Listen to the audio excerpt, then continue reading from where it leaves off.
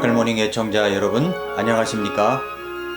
수목 로마서 루티드 로마서의 뿌리를 내려라 시간입니다. 오늘서부터는 로마서 2장의 말씀을 나누겠습니다. 1999년 미국의 심리학자 데니엘 사이먼스와 크리스토퍼 차브리스는 36명의 대학생 실험 참가자들에게 75초가량의 길거리 농구 경기 영상을 보여주었습니다.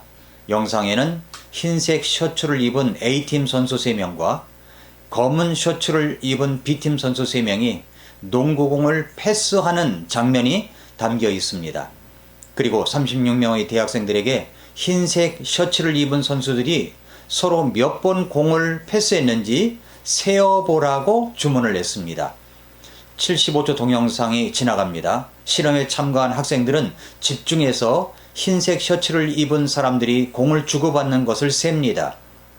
99% 이상의 사람들이 정답을 맞출 수 있는 아주 간단한 것이었습니다.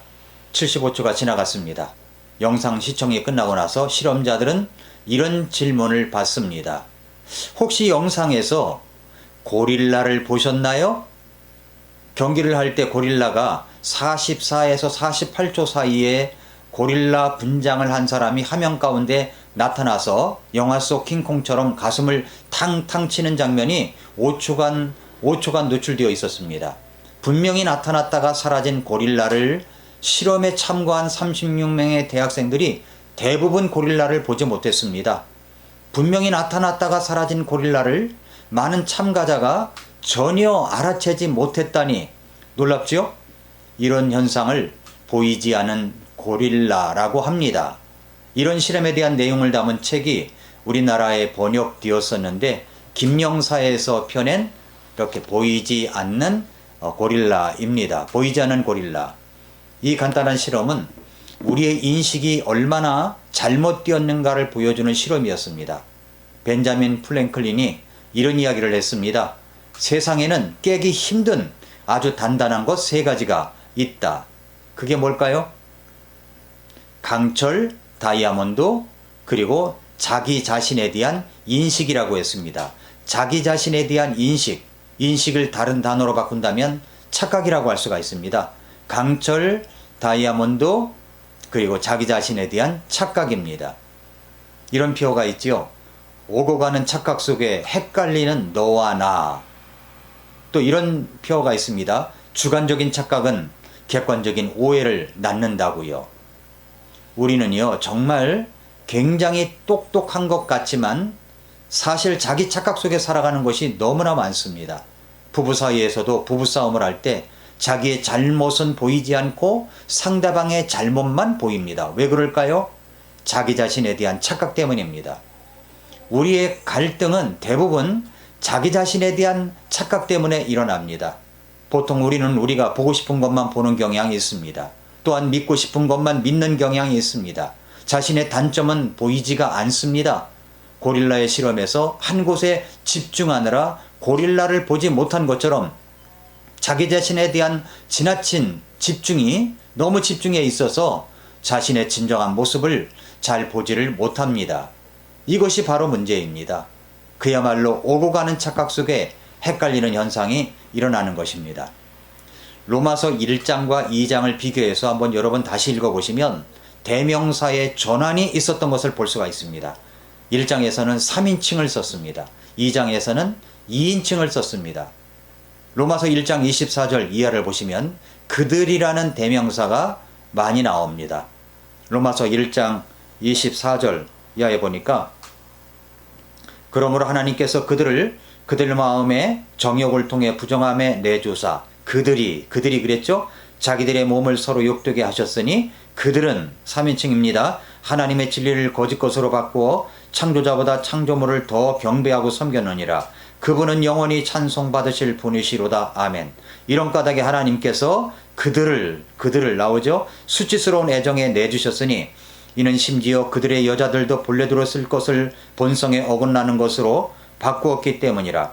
남자들도 이와 같이 본래대로 여자 쓰기를 버리고 서로를 향해 욕정이 부릴 듯하여 남자가 남자와 더불어 보기 흉한 짓을 행함으로 자기 잘못에 합당한 보응을 자기 속에 받았노니라. 또한 그들이 또한 그들이 그랬습니다.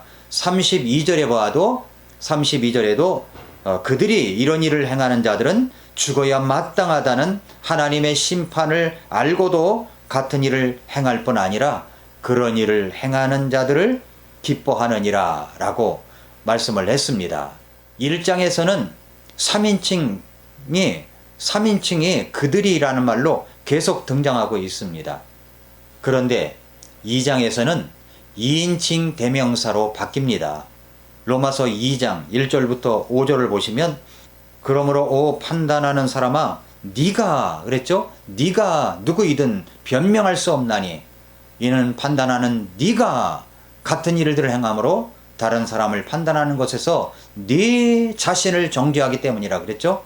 이렇게 당신이란 말이 you라는 말이 계속해서 1절부터 5절 사이에 보면은 여기만 해도 많이 등장하는 것을 볼 수가 있습니다.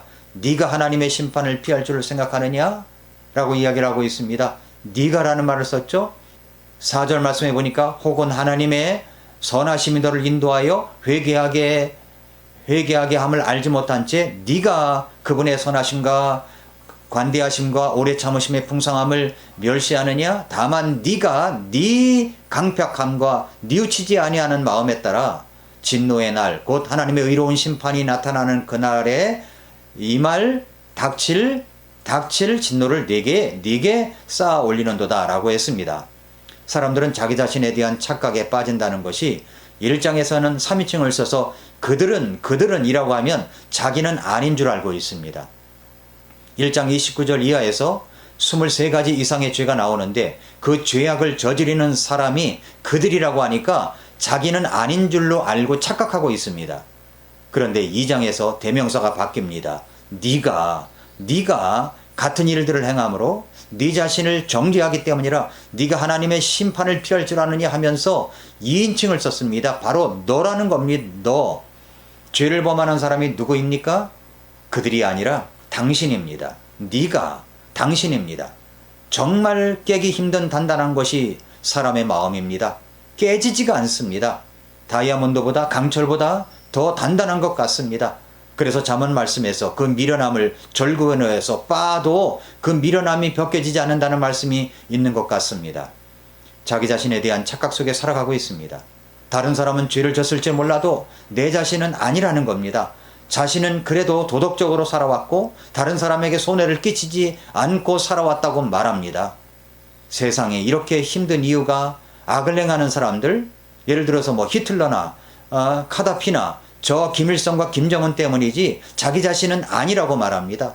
이런 사람에게 모든 사람이 죄를 졌기 때문에 하나님의 영광에 이를 수가 없는 것이라고 말하여도 그것을 자기 이야기로 듣지를 않습니다. 그들 이야기로만 듣습니다. 로마서 1장을 골백 번 설교를 한다고 하더라도 자신의 이야기로 듣지를 않는다는 것입니다. 로마서 1장에서 하나님의 진노가 불의와 경건치 아니한 사람들에게 임하였다고 하였는데도 그 불의를 저지르고 경건치 아니한 사람이 자기 자신이라는 것을 인식하지 못합니다. 착각인 거죠.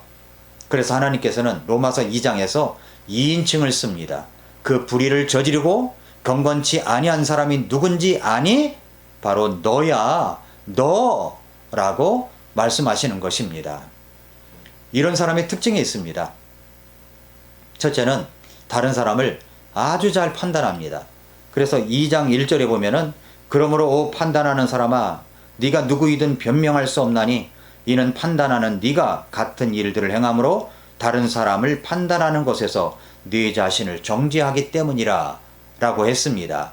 판단을 잘합니다. 자기 자신에게 있는 들보는 보지 못하고 남에게 있는 티를 지적하고 빼라고 말합니다. 늘 남의 잘못을 먼저 봅니다. 하나님께서 말씀하시죠. 오 판단하는 사람아 그건 바로 너야 너 라고 말씀합니다. 당신입니다. 이런 사람의 특징이 또 뭐가 있냐면 둘째는 이런 사람은 자기 잘못에 대해서 둔감합니다. 그래서 2장 3절에 보면 그랬죠. 오 그런 일을 행하는 자를 판단하고도 같은 일들을 행하는 사람아 네가 하나님의 심판을 피할 줄로 생각하느냐 라고 말씀을 했습니다. 남을 판단하는 것을 즐깁니다. 그런데 그런데 사실 누군가 그렇게 판단하는 사람을 또 판단하고 있다는 것을 모릅니다. 왜 그렇게 다른 사람을 판단합니까? 자기 잘못을 합리화시키려고 하기 때문인 것입니다. 또 세 번째는 이런 사람은 자기 자신은 선하다고 착각합니다. 동해안에 해적선이 나타나 우리 어선들에게 해를 가했다고 합시다. 해적선에 타고 있는 사람들은 그 안에서도 선하고 악질인 사람이 있을 수 있습니다. 그러나 해적선에 있는 모든 사람은 우리나라 정부로 볼 때 모두 다 범죄자들입니다. 우리는 이 세상이라고 하는 배에 타고 있습니다. 그런데 이 땅에 사는 모든 사람은 다 죄인입니다. 죄인입니다. 마지막으로 하나님은 반드시 심판하신다는 사실을 알아야 됩니다. 2장 3절을 다시 보십시오. 2장 3절을 다시 보시면 그런 일들을 행하는 자들을 판단하고도 같은 일들을 행하는 사람아 네가 하나님의 심판을 피할 줄로 생각하느냐? 그렇습니다. 하나님의 심판을 피할 수가 없습니다. 2장 6절은 또 이렇게 말씀하십니다. 그분께서 각 사람에게 그의 행위대로 갚으신다고 이야기합니다. 하나님은 반드시 갚으시는 하나님이십니다. 죄값은 사망입니다. 죽음입니다. 지옥의 형벌입니다. 그래서 2장 7절부터 10절에 보면 참고 꾸준히 잘 행함으로 영광과 존귀와 죽지 아니함을 구하는 자들에게는 영원한 생명으로 갚으시고 그랬죠. 갚으시고 그리고 논쟁하기 좋아하며 진리에 순종하지 아니하고 불의에 순종하는 자들에게는 경노와 진노로 갚으시리라. 이렇게 갚으신다고 또 말씀했습니다. 그리고 9절 말씀해 보니까 악을 행하는 사람의 모든 혼 위에 환난과 곤고가 닥치리니 먼저는 유대인의 혼 위에요 또한 이방인의 혼 위에며 선을 행하는 각 사람에게 영광과 존귀와 화평이 있으리니 먼저는 유대인에게요 또한 이방인에게로다 라고 했습니다. 사랑하는 애청자 여러분, 하나님은 갚으시는 하나님이십니다. 자기 자신에 대해서 착각하지 마십시오. 하나님은 반드시 죄에 대하여 갚으시는 하나님이십니다. 참고 꾸준히 잘 행함으로 영광과 존귀와 죽지 아니함을 구하는 자들에게는 영원한 생명으로 갚으십니다. 그러나 자기 자신에 대해서 착각하는 사람들에게는 경노와 진노로 갚으십니다. 악한 일을 저지르는 사람들이 평안하고 잘 살아가는 것 같습니까? 아닙니다. 악을 행하는 사람의 모든 혼 위에 반드시 환난과 곤고가 있습니다. 하나님은 갚으시는 하나님이십니다. 여러분이 말씀과 기도로 살아가려고 하는 선한 모습을 하나님은 반드시 갚으십니다. 같은 죄를 짓고도 뻔뻔한 모습들, 이런 사람들 오직 십자가 앞에 나와야 그 죄를 사함받을 수가 있습니다. 오늘도 미라클 모닝입니다.